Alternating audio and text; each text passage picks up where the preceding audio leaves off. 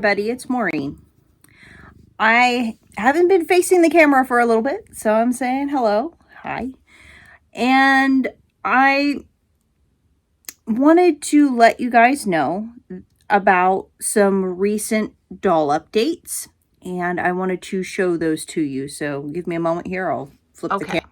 So this is one of my recent doll projects. So I basically ended up finding this piece of tapestry fabric, which I will get closer here, has loops that are creating a rose-like leafy pattern.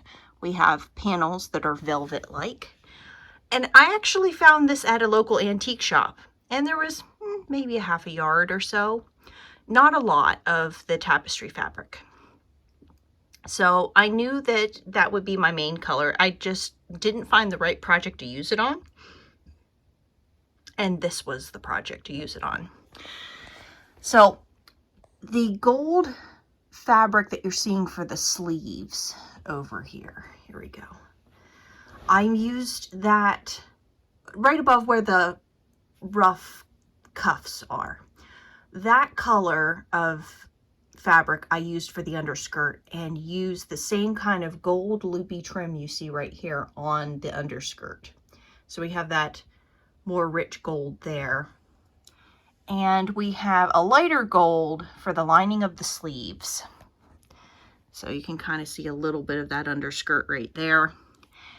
And I had a lot more of that lighter gold that has the loopy lace on it. I had more of that general fabric, which I use for the lining of this dress. So this is a doll, of course, that has a bit darker skin. There were folks of African descent living in Europe. And this is my personal doll collection, so I wanted to create some representation because, yeah, there's people of all colors around. The medieval standard, or at least what was communicated, was like blonde hair, blue eyes, or green eyes. And that just wasn't going to be everybody in Europe. You know, there's going to be people who have darker skin. There's going to be people who have different color hair, different color eyes. So I'm like, you know what? We need some variation. So I completed her, but with the leafiness of the dress itself, I really wanted to do something different for a headdress. And I modeled these after 17th century Dutch outfits, which is why you have the hanging sleeves, you have the tappets on the top, and a more pointed bodice, a fuller skirt, things of this nature, which was very popular in Spanish fashions as well. They just shaped their panels a little bit differently. Some of the bodices were cut a little bit differently. And everything has a linen underdress, of course. And then we have pointed lace to use for the cuffs and the ruffs. But because we have such a big, heavy, very statement-related dress, I went with a gold trim and created a laurel wreath for the crown. And I actually enjoy the simplicity of this just because it creates, well, you do see laurel wreaths used in art basically all the way through, creating classical elements, even in 16th century art. So I said to myself, well, you know what? Let's play with a little bit of some of these themes that they did as allegories. So I went ahead and did this, and I really love the leafy texture. It plays into the texture of the tapestry of this dress. And I also made a necklace, which happens to be a pink and white multi-strand necklace. I rearranged the doll cases, so bear with me here. Try to move around so you can see. So we have our French doll down below here in our walnut case, which you have seen in the past. So up above our new friend, so our Dutch doll, we have our Elizabethan one.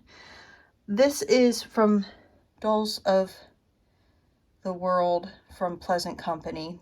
I happened to buy her used, and her 1590s outfit just went well with our other friend here, so I stuck them in the same case. So besides our books,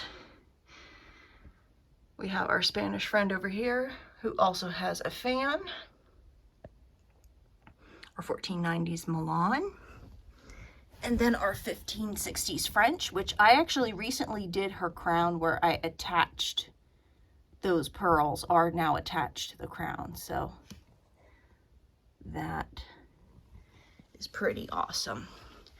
I finally decided, and I had my 1530s French and 1530s English dolls on my dresser for a while, but I decided that the dust in my room eventually is going to create some discoloring. So I took the opportunity to put them in their own cases.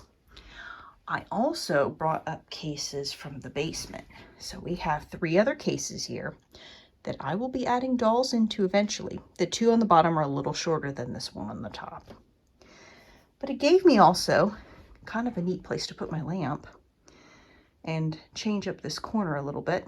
And I have my other replica fashion dolls from SCA projects up on top. So creating a very unique space.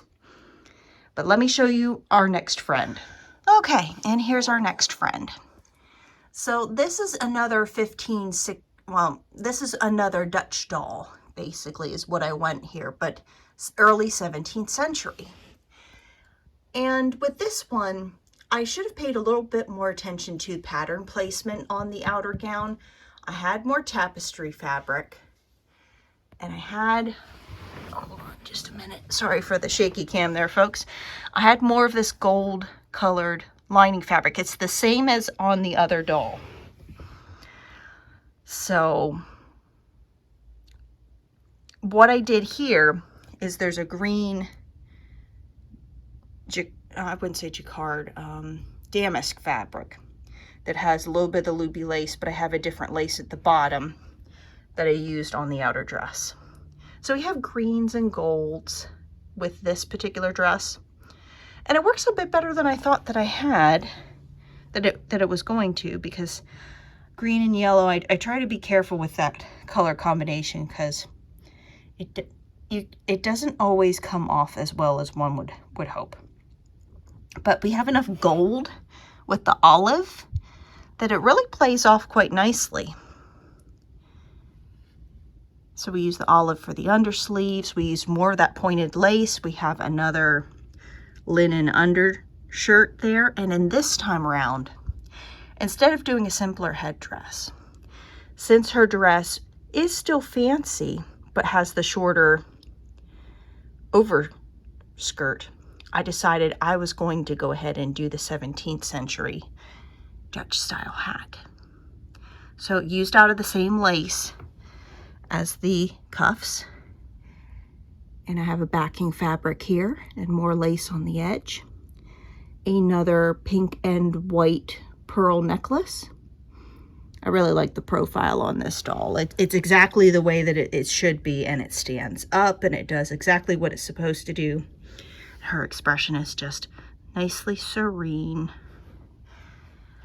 And I also discovered in some 17th century Dutch portraits, which are normally done in black, but I wanted to play with a color and texture here. So that's why we went with the green and the gold, which still are colors that would not be out of the realm of possibility.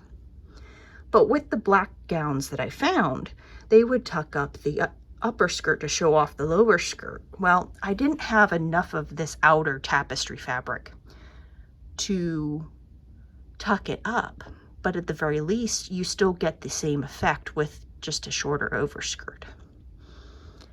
But I really just love the texture of this fabric. It's just beautiful, and it was nice to be able to get to use all of it in one project. So that is our second friend. I have the pieces for one doll already. I have to make bodies, so we'll be assembling here sometime soon, and those pictures will be on Instagram. I have another doll pieces that are in the mail, so they're on their way. And I've not located what I'm going to do for my third doll yet. I try to let inspiration strike when it may for these. So down below I have my German doll. And I put my fairy puppets in with some of my dolls, so they're in there. You might see their wings and such in there as well. But she's down below. The cats find the new arrangement of the doll cases very interesting. Sometimes they try to pat at them because, wait a minute, there's something in there. Can I get the thing? Luckily, they tend to leave things alone for the most part. But I certainly hope that you enjoy the doll library, as I like to call it. And if you like this kind of content, 16th, 17th century fashion dolls, 16th, 17th century clothing and accessories, and fashion politics of the time, please consider liking and subscribing to the channel. Makes the algorithm happy here on YouTube.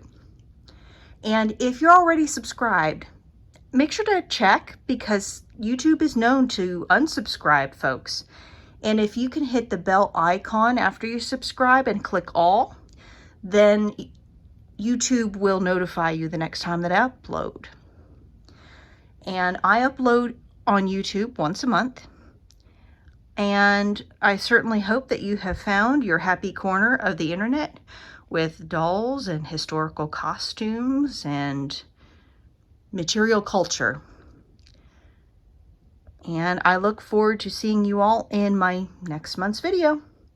I'll talk to you then.